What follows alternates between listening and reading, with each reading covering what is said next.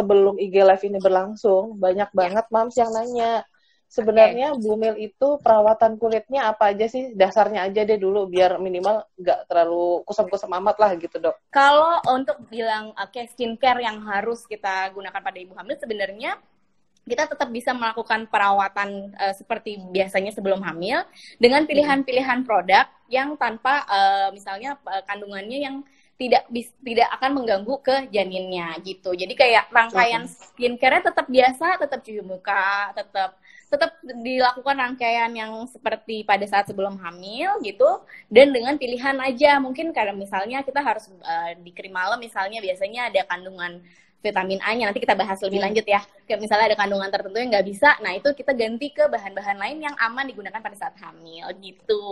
Oke, jadi sebenarnya bukan mau menyalahkan hamilnya ya, tapi memang kehamilan itu akan berpengaruh besar buat hormon-hormon yang ada di tubuh. Betul. Ya dok ya.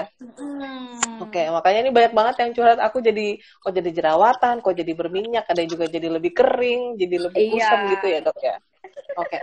Terus kalau misalnya vitamin A, ada yang bilang dengar-dengar itu berbahaya. Ada juga yang ada produk yang dijual bebas untuk vitamin A, tuh gimana ya dok sebenarnya? Oke, jadi vitamin A itu sebenarnya memang dalam dia dosis tinggi. Ini vitamin A atau yang dikonsumsi oral itu salah satunya yang terbukti itu bisa berbahaya buat janin itu kandungan namanya isotretinoin. Jadi dia turunannya vitamin A. Mungkin ada beberapa merek yang sering dikonsumsi juga sama Ibu Mil ya kan. Itu sebelum hamil misalnya dia konsumsi itu memang tidak boleh sama sekali. Bahkan vitamin A lain juga kayak yang digunakan di topical, misalnya dia tretinoin atau retinoic acid, memang belum ada penelitian langsung pengolesan topikal itu bisa menyebabkan gangguan pada kehamilan. Tapi karena oralnya udah terbukti dia bisa mengganggu janin gitu, jadi biasanya kita tidak menggunakan itu walaupun topikalnya, karena nggak akan ada penelitian juga yang ibu hamil dikasih krim, kan itu kan beresiko ya. Jadi nggak akan ada penelitian yang bisa membuktikan ini bakal bisa bikin kecacatan pada janin. Jadi memang kita nggak sarankan untuk gunakan pada ibu hamil gitu, yang untuk vitamin A tadi gitu. Jadi itu vitamin A and friends. Jadi turunannya ya, retinoic acid, retinol gitu. Itu biasanya tidak terlalu disarankan gitu. Terus kan banyak banget dok zat aktif lain yang ada di produk yang dijual bebas sekarang, kayak niacinamide, AHA, BHA, glycolic acid. Nah itu apa sih dok sebenarnya? Kalau buat orang awam tuh itu nama-nama apa itu, nggak mengerti itu, dan aman nggak sih buat ibu hamil? Nggak ngerti ya. Jadi kalau niacinamide itu vitamin sebenarnya ya kan, dia vitamin, golongan vitamin. Terus kemudian tadi AHA itu dia alpha hydroxy acid, sebenarnya asid yang fungsi tujuannya untuk bantu regenerasi kulit. Di dalamnya itu ada glycolic acid ya kan. Terus kalau BHA tuh beta hydroxy acid, tujuannya sih kalau AHA dan BHA buat regenerasi kulit ya gitu. Terus kalau tadi BHA itu ada salicylic acid di dalamnya gitu. Dan kalau niacinamide, AHA itu boleh digunakan, glycolic acid juga boleh digunakan pada saat hamil. Kalau yang perlu hati-hati adalah misalnya salicylic acid dalam dosis yang tinggi. Jadi misalnya ada dosis tertentu di bawah 10% masih bisa digunakan, dan jangan digunakan pada area yang luas gitu. Oke, jadi sebenarnya dalam jumlah moderat aman lah ya dok ya? Masih aman, ya. Banyak yang nanya, jadi salicylic acid kan biasanya untuk acne ya dok ya? Untuk jerawat ya? Iya, untuk jerawat. Jadi biasanya boleh apa enggak nih dok? Mau dengar langsung dari mulut dokter nih. Salicylic acid dalam persentase yang rendah itu boleh digunakan, dan areanya sedikit ya, jangan luas. Jadi kalau misalnya jerawatnya di punggung gitu atau luas, itu jangan pakai salicylic acid dulu. Tapi kalau dia dosisnya di bawah 10% itu masih bisa dipakai gitu. Sunscreen boleh buat ibu hamil dan ibu menyusui. Itu kan kimia semua isinya. Itu gimana dok? Boleh sih, tapi pilih juga bahan aktifnya yang di dalam sunscreen-nya. Tapi sih so far kalau misalnya dia sudah ada registrasinya di Badan POM, biasanya dia aman kok digunakan pada saat hamil gitu. Itu tapi ada yang menyebut kalau ada yang namanya physical sunscreen, chemical sunscreen. Nah, itu gimana dok cara milihnya? Oxybenzone ya, yang itu biasanya tidak terlalu disarankan pada saat hamil. Tapi sebenarnya dia tetap juga biasanya presentasi kan kalau di sunscreen yang sering beredar itu dia gabungannya chemical dan physical gitu. Biasanya presentasinya juga kecil dan dalam jumlah yang masih aman untuk digunakan secara umum ya. Makanya biasanya masih bisa lolos dari itu dari Badan POM itu berarti biasanya iya masih boleh gitu. Sebenarnya sih jangan terlalu panik. Aduh, aku ngoles sesuatu nih kayak kemarin gitu. Asal jelas produknya ya kan, terus dari merek yang emang udah lama terpercaya ya dok. Terpercaya gitu. Yang paling bahaya itu adalah aku nggak mau pakai krim dokter lagi misalnya pada saat hamil karena memang takut misalnya nggak ada kandungan ini, tapi malah beli produk-produk yang registrasinya nggak jelas, dijualnya online, dibilangnya herbal, padahal nggak tahu isinya apa. Nah itu malah yang lebih bahaya gitu. Sebenarnya kalau misalnya komunikasi sama dokter, dok aku lagi hamil, pasti dokter juga tahu bahwa kehamilan itu sesuatu yang precious ya, kayak ditunggu-tunggu. Jadi pasti dokter juga akan memilihkan produk-produk yang tidak berbahaya untuk janinnya gitu. Kalau hamil tuh banyak banget juga yang ngalamin kayak lipatan di beberapa lipatan kulit jadi menghitam nih dok. Terus banyak banget di luaran jual kayak untuk pemutih lipatan kulit, ketiak dan teman-temannya. Itu aman nggak sih dok? Yang pertama sebenarnya karena memang itu proses hormonal ya kan. Jadi kadang-kadang setelah hamil pun dia langsung hilang. Ada beberapa pasien yang seperti itu. Jadi begitu udah selesai hamil, gelapnya juga udah samar. Tapi ada juga yang stay gitu. Sebenarnya itu bisa karena hormonal, terus bisa juga karena lapisan tersebut jadi lebih kering, terus kemudian iritasi jadinya kegesek atau gosok jadinya jadi lebih gelap. Kita bisa gunakan pelembab. Sebenarnya pelembab aja cukup untuk bantu maintain biar dia nggak terlalu gelap tadi.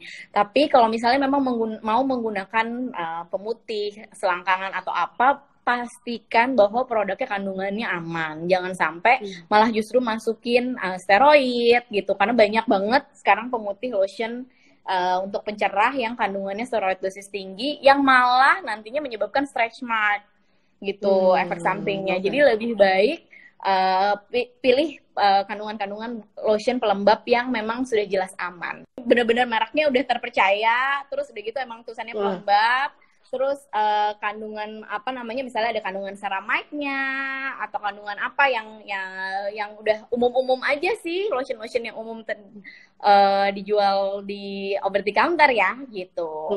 Yang aku sering bilang tuh misalnya kayak kayak misalnya di online itu kan banyak banget ya pencerah. Kalau tadi soalnya ngelihat juga orang pencerah ketiak, pencerah apa itu kan di online kan sering ya. Nah itu yang kadang-kadang meragukan isinya gitu. Itu simple as dicek juga di Badan POM kan bisa nama mereknya apa, terus itu aman apa enggak gitu. Ada enggak di Badan POM gitu. Iya benar. Sekarang sebenarnya makin dimudahin ya karena semua bisa dicek di online ya. Bisa dicek di Badan POM-nya. Kalau pemutih berbasis glutathione itu banyak banget kan yang dok yang jual. Itu gimana sih kalau untuk Bumil atau Buswi? Kalau kandungan glutathione-nya sih sebenarnya harusnya aman. Yang di make sure adalah benarkah dia isinya pure glutathione. Itu aja sih. Gitu. Karena banyak yang enggak ya? Karena karena banyak juga ditulisnya glutathione ternyata dalamnya isinya apa gitu. Jadi make sure benar namanya yang didaftarkan BPOM sesuai sama yang produk yang dipegang gitu. Karena kadang-kadang dia menggunakan nyomot Badan POM orang, bisa juga kan gitu. Dibilangnya itu produknya dia, tapi ternyata isinya ditulisnya klaimnya beda. Jadi sebenarnya iya sih, lagi-lagi kita harus proaktif ya dok ya untuk cari tahu. Jangan cuma kayak, oh ini aman karena dipakai orang ini gitu ya. Dan juga kita nggak juga sekarang ya banyak juga nggak bisa percaya juga sama public figure, maksudnya yang benar-benar promoin ya kan, karena juga kadang-kadang dia nggak tahu juga kandungannya apa gitu. Kayaknya pembahasan kita nggak bakal lengkap kalau belum nyebutin paraben dok. Aman nggak sih untuk ibu hamil sama menyusui? Sebenarnya penelitiannya memang masih banyaknya kontroversi, masih macam-macam. Ada beberapa yang bilang hamil, tapi so far kalau produk-produk yang seperti metil paraben atau apa itu belum ada yang sekarang digunakan ya, yang masih aman digunakan. Ada golongan paraben yang memang benar-benar nggak boleh dipakai dipakai baik hamil dan nggak hamil. Tapi kalau golongan-golongan seperti yang metilparaben, terus ada yang propil ya. Itu sebenarnya jurnalnya belum ada yang membuktikan untuk dia bisa mengganggu ke kehamilan. Jadi dalam dosis dan kandungan yang aman, biasanya juga Badan POM juga ngecek berapa banyak dia pakai. Kalau dia ada di belakang-belakang tuh, maksudnya kan kalau di komposisi biasanya pengawet itu ditaruhnya di belakang, itu biasanya sih masih boleh dipakai gitu. Dan itu mungkin juga bisa dilihat dari urutannya nggak sih dok? Jadi kalau misalnya tertulis di urutan di komposisinya dia ada di belakang tuh berarti dia dosisnya paling kecil-kecil hanya untuk atau biasanya dia dari zat aktif tertentunya memang udah ada parabennya gitu. Jadi bukan pure itu paraben semua isinya, nggak sebenarnya itu dia gitu.